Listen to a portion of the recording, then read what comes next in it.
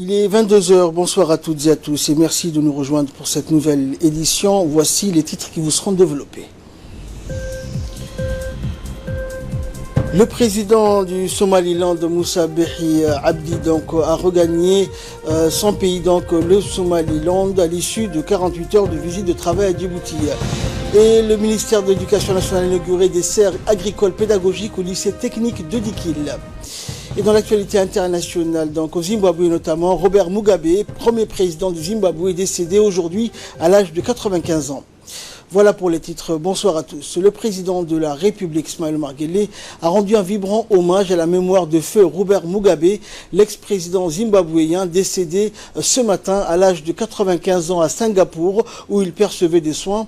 Dans son hommage posthume, le président Guelleh a salué la mémoire d'un dirigeant charismatique qui a longtemps œuvré pour l'indépendance de son pays. Il est aussi l'artisan et le père fondateur indéniable du Zimbabwe contemporain et moderne, a déclaré le président de la République.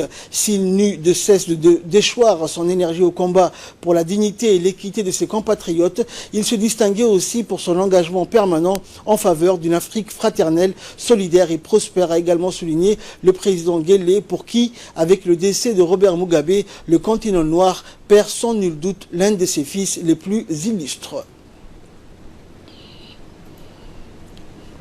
Et c'était dans les titres. Après un séjour de travail de 48 heures à Djibouti, le président de la République autoproclamée du Somaliland, Moussa Bihi Abdi, a regagné son pays cet après-midi. Et durant son séjour à Djibouti, le président Bihi s'est notamment entretenu avec le président de la République, Ismaël Omar Guelleh. Il a également visité les différentes infrastructures de développement dans ces dotés Djibouti, comme la zone franche internationale ou encore la gare de Nagad. À son départ sur le tarmac de l'aéroport international de Djibouti, le président Bihi a été salué par plusieurs membres du gouvernement et par les hautes autorités civiles et militaires du pays. Inauguration des serres agricoles pédagogiques au lycée technique de Dikil. Le ministre de l'Éducation nationale et de la formation professionnelle, Moustapha Mohamed Mahmoud, a procédé hier à l'inauguration d'un espace de formation pour la production horticole. Le projet, réalisé avec le concours de l'agence turque de coopération, la TICA, constitue, selon le ministre de l'Éducation, un levier essentiel pour la croissance de l'économie des régions, un moyen de modernisation des champs de compétences des individus. Outre l'ambassadeur de la Turquie et le représentant de la TICA, de nombreuses personnalités, dont le préfet de Dikil, le président du conseil régional, le secrétaire général du MENFOP et le directeur général de l'enseignement technique et de la formation professionnelle, ainsi que des conseillers techniques, ont pris part à la cérémonie inaugurale qui s'est déroulée dans l'enceinte du lycée technique de Dikil.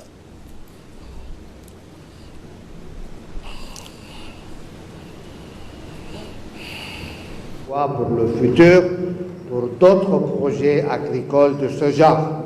Je souhaite que ce projet soit le début d'un processus de coopération entre TICA et Djibouti.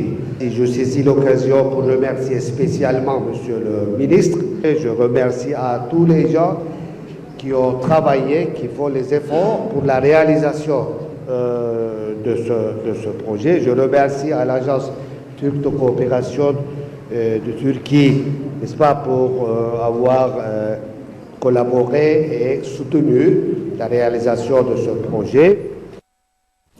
Et durant cette cérémonie, les autorités de la région de Dikil sont également intervenues, notamment le préfet Mohamed Cherho et le président du conseil régional Abdelrahman Younis. Tous ont rappelé l'utilité de cet espace agricole pour les étudiants du lycée technique de Dikil. On les écoute.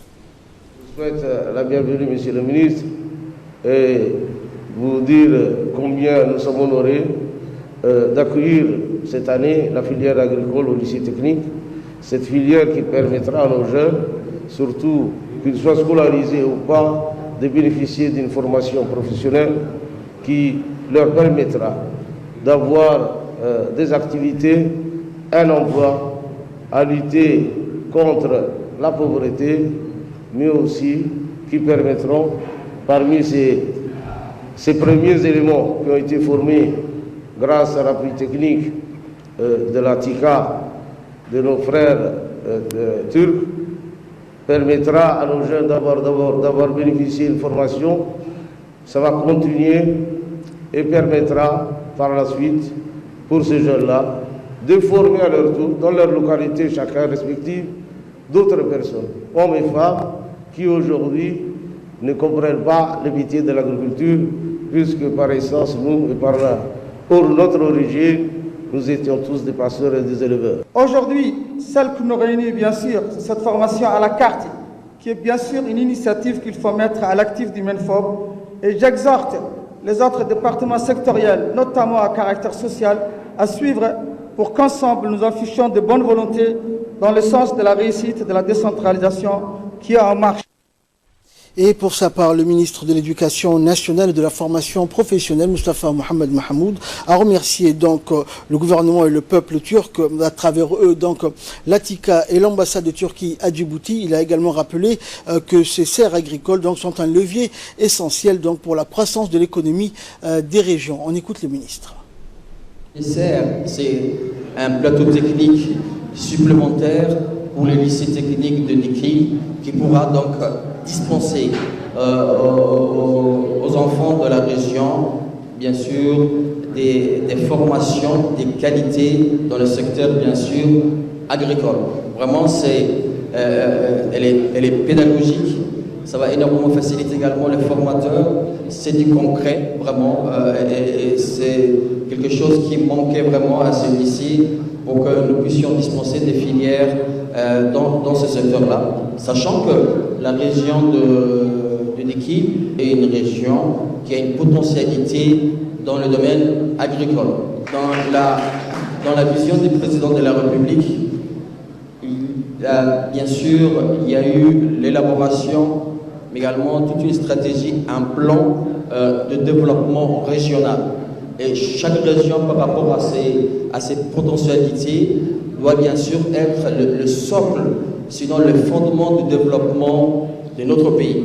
Et donc c'est pour cette raison-là que le président de la République a bien voulu vraiment développer les formations professionnelles spécifiques par rapport aux potentialités de la région et la carte scolaire que nous présentons dans chaque lycée et dans chaque région, elle est spécifique par rapport aux richesses, par rapport aux potentialités de la région. Ce que nous attendons, ces jeunes qui sont formés dans ces régions puissent trouver du travail dans la région. Nous allons bien sûr de notre côté mettre les moyens, mais nous aimerions bien également qu'il y ait l'accompagnement également de nos partenaires, Inch'Allah. Donc je vais conclure en souhaitant bien sûr bon courage aux jeunes formés. Et à présent, le ministre de la Santé, Mohamed Warsamadiri, s'est entretenu hier avec les principaux responsables en charge de la stratégie de pulvérisation intradomiciliaire qui sera mise en œuvre prochainement dans les zones à haut risque de la capitale. La technique de pulvérisation intradomiciliaire est homologuée par l'OMS et adoptée par un grand nombre de pays en Afrique et dans le monde, qui consiste donc à répandre sur les murs un insecticide incolore et inodore et qui ne présente aucun effet secondaire pour la santé des populations. Le ministre de la Santé s'est donc assuré que tous les préalables nécessaires ont été réalisés pour le lancement effectif de cette stratégie efficace et durable de pulvérisation intradomiciliaire ciblant près de 6000 ménages qui se trouvent dans les zones à haut risque. Cette nouvelle stratégie complète et renforce les autres stratégies de riposte antivectorielle en vue de contribuer de façon efficace à la lutte préventive contre les moustiques. Avec le soutien des partenaires techniques dont le PNUD, le ministère de la Santé a donc rempli toutes les conditions nécessaires et indispensables à l'introduction de cette nouvelle stratégie de pulvérisation intradomiciliaire qui s'inscrit dans le cadre de la lutte donc multiforme contre le paludisme à Djibouti. Et écoutons à présent pour plus de précisions concernant ces opérations le directeur technique de l'Institut national de la santé publique de Djibouti, Dr Ali Ibrahim. La stratégie qui est mise en place par le ministère de la Santé, c'est pour vraiment réduire la densité de vecteurs de transmission et par là aller vers l'élimination totale du paludisme. Donc toutes les étapes ont été examinées, et donc toutes les équipes ils sont formées, les produits aussi ont été sélectionnés. C'est un nouveau produit qui est lancé par une firme japonaise.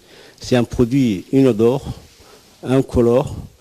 Donc c'est un produit qui a démontré dans plusieurs pays son efficacité biologique et qui a été aussi sélectionné par l'OMS, l'Organisation mondiale de la santé, Et pour voir, nous sommes partis aussi dans des pays, on a fait un voyage dessus, dans le pays où ils étaient en train de réaliser ça. Donc il y a à peu près une quarantaine de pays qui utilisent ces produits.